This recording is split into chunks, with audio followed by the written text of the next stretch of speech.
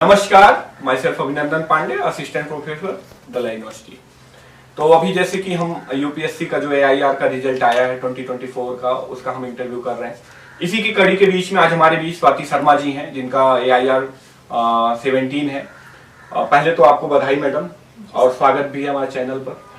अच्छा, तो ma'am basic inspiration क्या रहा जो इस जर्नी में आप आई?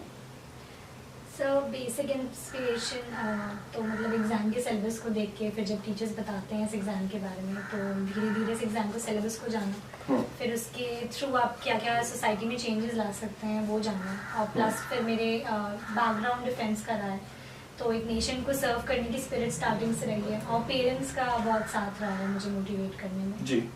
अच्छा, जैसे कि हम बेसिक बात करते हैं, जैसे जब सिलेक्शन आपका नहीं हुआ था और जब सिलेक्शन हो गया, तो क्या डिफरेंसेस आप पा रहे हो अभी? पहले तो कॉल्स बहुत सारे आ रहे होंगे।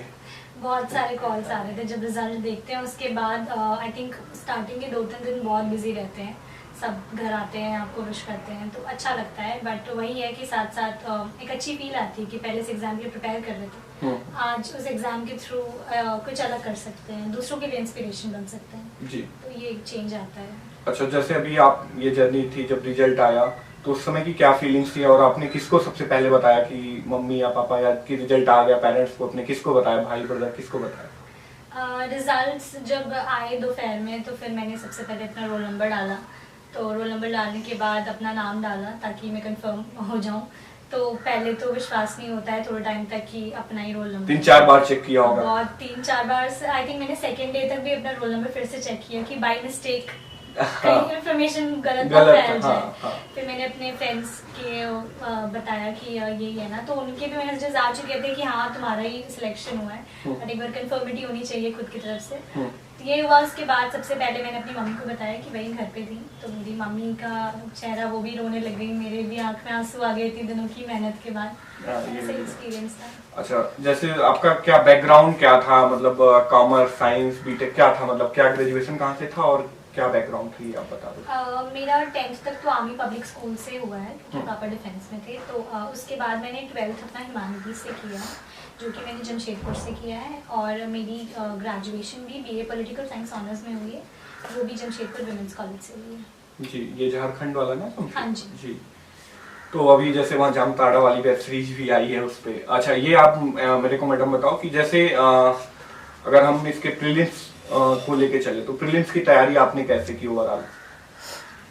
प्रीलिम्स की तैयारी सिलेबस को ध्यान में रखते ही स्टार्ट किया, बेसिक एनसीईआरटीज़ की बुक से, जो सब करते हैं, ज्योग्राफी के लिए 9 to 12, इकोनॉमिक्स के लिए, हिस्ट्री के लिए 6 to 12।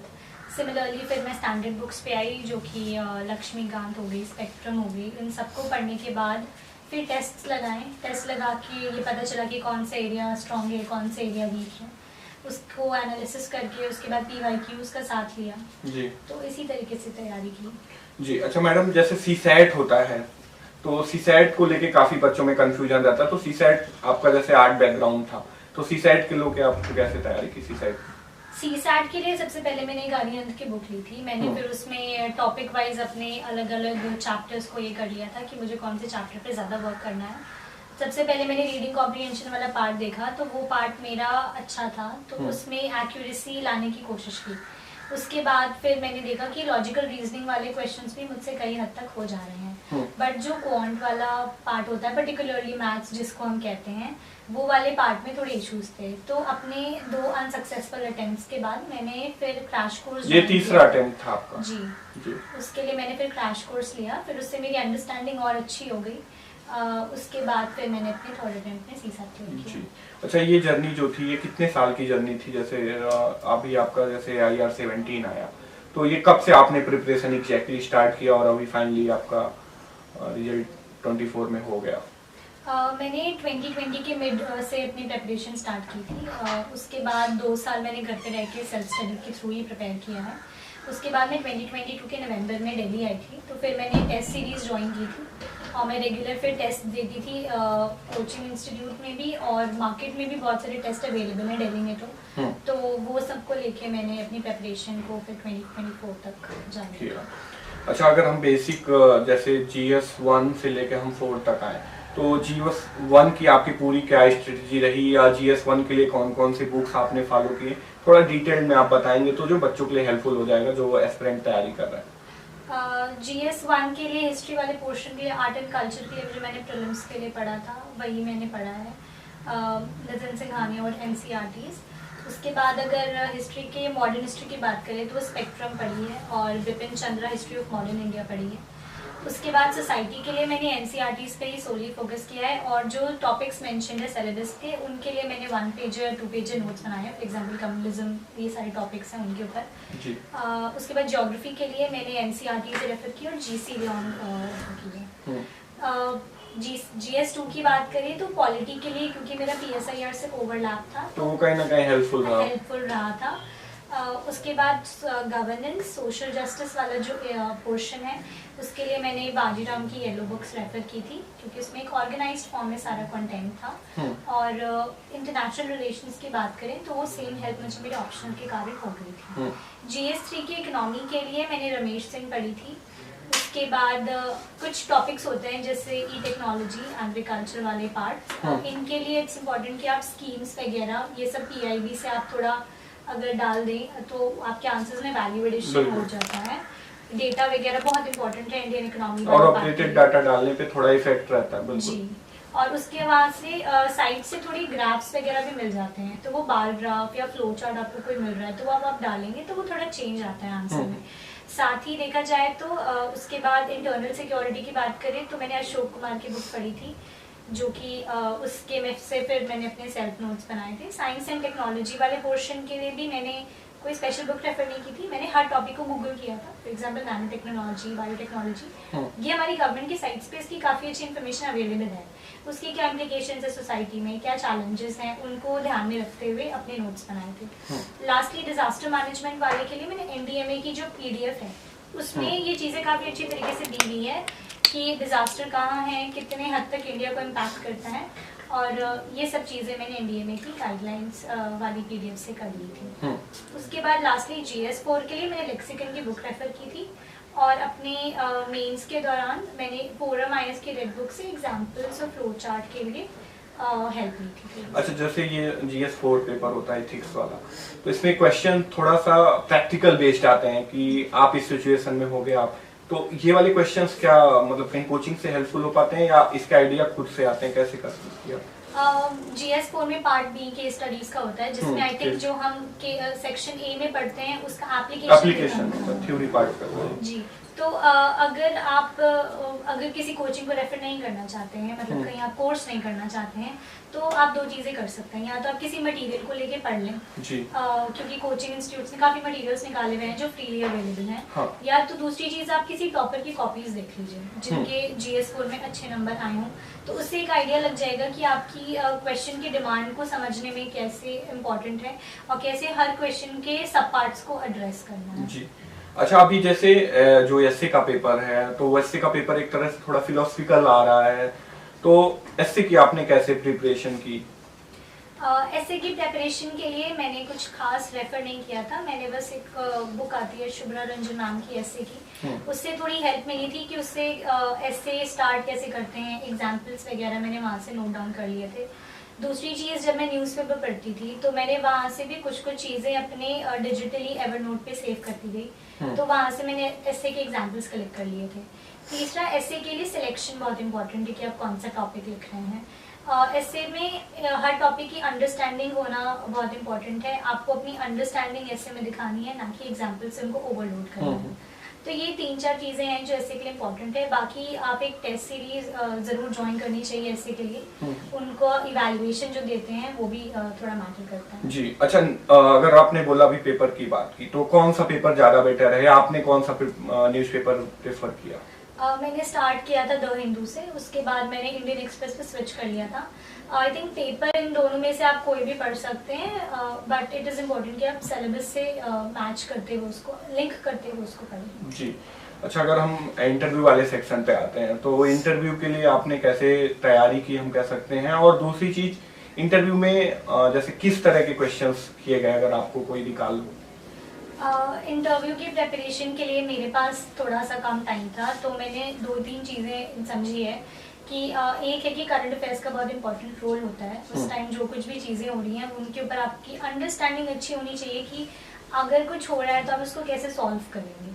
वो वहाँ पे आपकी प्रॉब्लम सॉल्विंग एबिलिटी देखते हैं, आई थिंक आपकी पर्सनालिटी देखते हैं कि आप कितने काम हैं, आप कितनी ऑनेस्टी के साथ काम कर सकते हैं फील्ड पे, ये इम्पोर्टेंट है। दूसरा, बहुत सारी जब हमारा इंटरव्यू आता है तो बहुत सारे कोचिंग में वो लोग मटेरियल प्रोवाइड करते हैं स्टेट स्पेसिफिक, आप वो भी कर सकते हैं चाहे तो। इंटरव्यू में मेरे पर्टिकुलर एक्सपीरियंस ये था कि मॉक से बहुत डिफरेंट था। वहाँ पे वो लोग बहुत कॉर्डियल होते हैं, बहुत सपोर्टिव होते हैं। अगर आपको कुछ नहीं भी आ रहा है तो they don't force you, they let you answer. वो बहुत मतलब रुक के आराम से आपकी बातें सुनते हैं, वो आपको जानना चाहते हैं। तो मुझसे ज़्यादातर क्वेश्चंस मेरे होम स्टेट झारखंड पे हुए थे। फॉर एग्जांपल जामताड़ा रीजन पे हुए थे और बिहार झारखंड के सेपरेशन के ऊपर क्वेश्चंस हुए थे। अच्छा, इससे क्वेश्चन किया कि जामताड़ा में जैसे अभी एक वो हाईजैकरो या फ्रॉड का जो एक अड्डा बन गया, इससे क्वेश्चन किया? क्वेश्चन यही था कि जामताड़ा रीजन के बारे में क्या आपको पता है, तो मैंने उसके बारे में बताया कि मुझे ये पता है। उसके बाद कुछ कॉमन सोशल इश्यूज पे क्वेश्चन थे, जैसे वुमेन एम्पावरमेंट पे एक क्वेश्चन था। उसके बाद मेरे इंटरनेशनल रिलेशंस पे के टॉपिक से क्वेश्चंस थे। फॉर एग्जांपल चाइना वाला इशू, मालदीव्स का इशू, फ्रांस के साथ इंडिया के रिलेशंस कैसे हैं, और कुछ बेसिक क्वेश्चंस जो हम यूपीएससी की प्रिपरेशन के दौरान पढ़ते हैं। For example public private infrastructure, इन सब के ऊपर क्वेश्चंस थे। अच्छा, जैसे बाहर जो एस्पिरेंट होते हैं तो थोड़ा एक बाहर वो भी रहता है कि इंटरव्यूअर ऐसा क्वेश्चंस आपसे करते हैं कि आपके शर्ट में कितने बटन है, या इस तरह के कुछ फनी क्वेश्चंस, या किस क्लास में पानी कम है ज्यादा, ऐसा कुछ फनी क्वेश्चन आपसे किया क्या? क्वेश्चन फनी नहीं था, बट आई थिंक वो मेरी स्ट्रेस टेकिंग एबिलिटी को शायद चेक कर रहे थे, क्योंकि उससे पहले मैं 2 क्वेश्चंस का आंसर नहीं कर पाई थी। हाँ। तो उन्होंने फिर ये सडनली क्वेश्चन पूछा कि आपको स्टैटिस्टिक्स के बारे में कितनी नॉलेज है। तो क्योंकि स्टैटिस्टिक्स मैंने अपने सब्जेक्ट में पढ़ा नहीं है, तो मुझे ये था कि उसके बाद मैंने उनसे फिर बोला कि मुझे नहीं उतना नॉलेज है। तो उन्होंने बोला कि ठीक है, हम एक सिंपल क्वेश्चन पूछेंगे आपसे। क्वेश्चन ये था कि अगर आपके रूम में फैन है और ये गिर जाए तो उसकी क्या प्रोबेबिलिटी है। तो ये मेरा लास्ट क्वेश्चन था इंटरव्यू का, जिसने आई थिंक मेरी स्ट्रेस टेकिंग एबिलिटी को शायद चेक किया। अच्छा, इंटरव्यू में कितने मार्क्स थे आप? 187 एक अच्छा मार्क्स है ये, जबकि 2 क्वेश्चंस का आप बता रहे हो आंसर आपने नहीं किया था, फिर भी अच्छा मार्क्स है। तो वो ओवरऑल देखते हैं, ये नहीं देखते हैं मुझे लग रहा है कि मतलब आप डायरेक्टली एक क्वेश्चन अगर मिस कर रहे हो तो कोई बहुत हैक्टिक होने की जरूरत नहीं, बहुत सैड होने की जरूरत नहीं है, आप कामनेस अपना जारी रखो। वो आपका कॉन्फिडेंस, कामनेस, और आप कितने हम्बल हैं उनके सामने। इनफैक्ट लोगों से जब आप डील करेंगे तो आप किस तरीके से डील करेंगे, आपको वो प्रेजेंट करना ज्यादा इम्पोर्टेंट है। अच्छा, ऑप्शनल पेपर क्या था आपका? ऑप्शनल मेरा political science and international relations. तो कैसे उसको आपने कवर किया? उसकी भी स्ट्रैटेजी मेरी जीएस की तरह ही थी। मैंने सारे सिलेबस के जितने भी टॉपिक्स हैं उनके ऊपर अपने सेल्फ नोट्स बनाए थे। मैंने कोचिंग के नोट्स से अपना फंडामेंटल सोर्स बनाया था, जो कि शुभ्रा रंजन मैम के पोस्टल कॉरेस्पॉन्डेंस नोट्स थे। उसके बाद मैंने कुछ बुक्स पढ़ी थी। फॉर एग्जांपल पॉलिटिकल थ्योरी के लिए ओपी गौपर पढ़ी थी, सुब्रता मुखर्जी पढ़ी थी वेस्टर्न पॉलिटिकल थॉट के लिए, ग्लोबल पॉलिटिक्स पढ़ी थी एंड्री हेवर्ड की। ये सारी बुक्स से मैंने थोड़ा अपना वैल्यू एडिशन किया था अपने आंसर्स में। तो इसी तरीके से फिर मैंने अपने सेल्फ नोट्स बना के तैयारी की थी। अच्छा, कहीं आपने कोई कोचिंग की हेल्प ली थी या डायरेक्टली किसी कोचिंग में एडमिशन लिया था, एक मुश्त जाके रकम जमा कर दिया और कोचिंग का ऐसे कोई आपने हेल्प लिया? नहीं, कोचिंग की मेरी लाइफ में इतनी, मेरे जर्नी में इतनी इंपॉर्टेंस रही है कि जो टेस्ट सीरीज वो प्रोवाइड करते थे, मैंने उसमें एनरोलमेंट लिया था। और मार्केट में अगर उनका कोई मटेरियल अवेलेबल है जो मुझे लगता है कि शायद ये टॉपिक मुझे, हाँ, तो मैंने वो कोई फाउंडेशन कोर्स वगैरह कहीं से नहीं लिया? नहीं जी, मतलब सेल्फ स्टडी रहा ये पूरा? यस जी। अच्छा, तो जैसे एस्पिरेंट के माइंड में ये होता है कि सर हम 18 घंटे पढ़े क्या, 12 घंटा पढ़े क्या, तो कितने घंटे की आवर की स्टडी आपकी थी? स्टार्टिंग में तो 4 से 5 घंटे आई थिंक बहुत हेक्टिक होते हैं, क्योंकि वो कंसंट्रेट करना बहुत मुश्किल हो जाता है। उसके बाद धीरे धीरे 8 से 9 घंटे की मेरी पढ़ाई रहती थी इन जनरल। उसके बाद जब एग्जाम्स पास आते हैं तो फिर वो घंटे स्ट्रेच हो जाते हैं। जी, जैसे आपकी जर्नी में आपकी 2020 से आपने बताया स्टार्ट किया और 2024 तक, तो एस्पिरेंट इतना पेशेंस कैसे रखे कि 4 साल या 5 साल अपने आप को एक कमरे में 10 बाई 10 या जो भी फ्लैट है, जो भी जहाँ पे वो रह रहा है, उसमें अपने आप को रख के कैसे सस्टेन करता है, आपने कैसे किया? क्या कभी बोरिंग नहीं लगा कि अरे पढ़ाई छोड़ दो? ऐसा तो लगता होगा। बिल्कुल लगता है, ये प्रिपरेशन अपने आप में बहुत डिमांडिंग है, तो मेरे को नहीं लगता कि कमरे में बंद रह के प्रिपेयर करना इज इम्पोर्टेंट। हाँ, जैसे अभी गिलहरी वाला क्वेश्चन था, तो वो तो बंद कमरे वाला कर भी नहीं पाएगा। जी, आई थिंक सोशली इंटरेक्ट करना ज़रूरी है, बट आपको एक स्केड्यूल सेट करना होगा कि अगर आपको अपना स्ट्रेस थोड़ा कम करना है, आपको लोगों से मिलना जुलना भी इम्पोर्टेंट है, क्योंकि जो पर्सनालिटी डेवलपमेंट वाला स्टेज है, जिसे हम इंटरव्यू का स्टेज कहते हैं, उस स्टेज में आपकी यही चेक होता है कि आप लोगों से कितना अच्छे से इंटरेक्ट कर सकते हैं, क्योंकि बेसिकली नॉलेज तो आपकी मेंस में चेक हो जाएगी, बट अगर आप लोगों के साथ इंटरेक्ट नहीं कर पा रहे हैं, अपनी नॉलेज को अप्लाई नहीं कर पा रहे हैं, तो वो आई थिंक थोड़ा उतना फ्रूटफुल नहीं रह जाता। तो आई थिंक लोगों के साथ इंटरेक्शन इंपॉर्टेंट है, बट वो एक टाइम फ्रेम में होना चाहिए, ऐसे नहीं कि आप पूरा टाइम एक ही चीज़ पे स्पेंड कर रहे हैं, लेकिन बैलेंस्ड वे में अपनी लाइफ जीनी चाहिए, और बस सिलेबस के अकॉर्डिंग अगर आप चलेंगे तो आराम से एग्जाम हो सकता है। अच्छा, टेस्ट और पीवाईक्यू का क्या रोल आपको लगा कि इसका कितना रोल है? टेस्ट और पीवाईक्यू का आई थिंक बहुत इंपॉर्टेंट रोल है, स्पेशली मैंने प्रीलिम्स के लिए इस बार पीवाईक्यू की एनालिसिस बहुत अच्छे तरीके से करे थे। ना से केवल उनको सॉल्व करना, इट इज़ इम्पोर्टेंट कि हम हर टॉपिक के ऑप्शंस पे ध्यान दें कि वो ऑप्शन अगर आया है तो क्यों आया है। कुछ रिपीटेड थीम्स होती हैं जो यूपीएससी हर 2 से 3 साल में रिपीट करती है। फॉर एग्जांपल इन्फ्लेशन का एक टॉपिक है इकोनॉमी में जो कि रिपीट होता है, एटलीस्ट एक क्वेश्चन तो उससे आता ही है। उसके बाद देखा जाए तो कॉन्फ्लिक्ट प्रोन रीजन्स कौन कौन से हैं वो इम्पोर्टेंट है। तो इन सबसे एक आइडिया मिल जाता है कि हमें किस पाथ पे अपनी प्रेपरेशन को चैनल करना है। मेंस के लिए भी मैं बोलूँगी कुछ स्टैटिक टॉपिक्स है, for example modern history, society, इनके भी क्वेश्चंस रिपीट होते हैं। अगर वो सेम फॉर्म में नहीं हो रहे हैं तो उनका बेसिस तो वही रहता है। तो ये सारी चीज़ें हैं। अच्छा, जैसे एक पर्टिकुलर मैगजीन पर मंथ आती है, तो किसी मैगजीन का आपने कोई सहारा लिया, या मैगजीन का क्या रोल है? कुछ मैगजीन का रोल है जो मंथली या ईयरली आती है?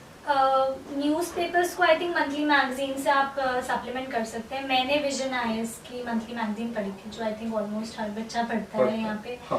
बाकी मंथली मैगजीन पे इतना बस ज़्यादा ओवर एम्फसाइज अच्छा, नहीं कुछ करना है। जैसे आप बेसिक अगर हम कह सकते हैं कि ऑनलाइन सोर्स कहे, या हम उसको कह सकते हैं कि जैसे गवर्नमेंट की जो वेबसाइट है, तो कौन कौन सी वेबसाइट्स गवर्नमेंट की थोड़ी हेल्पफुल हो सकती हैं इस प्रिपरेशन में?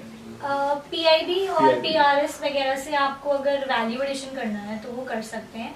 बाकी जो न्यूज़ चल रही है आई थिंक वो न्यूज के लिए पर्टिकुलर कौन सा, ये राज्यसभा टीवी या कौन सा आप जो डिबेट्स चलती हैं वो अगर हमारे टॉपिक से मैच हो रही हैं तो उन पे देख सकते हैं। वहाँ पर नार का एपिसोड है, इनफैक्ट जब आप ब्रेक लें या जब आपको पढ़ने का मन नहीं करे तो आप उनको एक बार देख सकते हैं। अच्छा, एक्चुअली आजकल थोड़ा सा ये सोशल मीडिया का जो दौर है, बच्चे थोड़ा सा इन्वॉल्व हो गए या दिन भर जैसे मतलब रील देख रहे हैं, तो क्या आपने मतलब अपना सोशल अकाउंट डिलीट कर दिया था कि आप थे सारे सोशल प्लेटफॉर्म पे, दोनों सब मैनेज चल रहा था?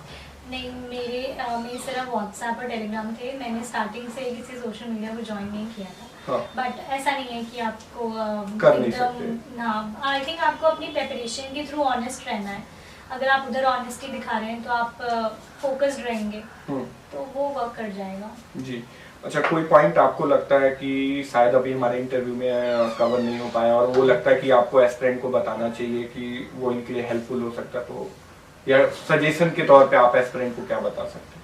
आई थिंक टेस्ट का बहुत इंपॉर्टेंट रोल होता है कि प्रेपरेशन को एसेस करने में। वो एक अलग बात है कि जो हम यहाँ देते हैं वो वहाँ पे शायद ना रेप्लिकेट हो, बट उससे हमें कॉन्फिडेंस आता है। जब हमारे मॉक्स में नंबर बढ़ते हैं तो हमें उससे कॉन्फिडेंस आता है कि ठीक है, हमें इतना तो आता है जो बुक्स में लिखा है, ताकि यूपीएससी का पेपर कोई प्रेडिक्ट नहीं कर सकता।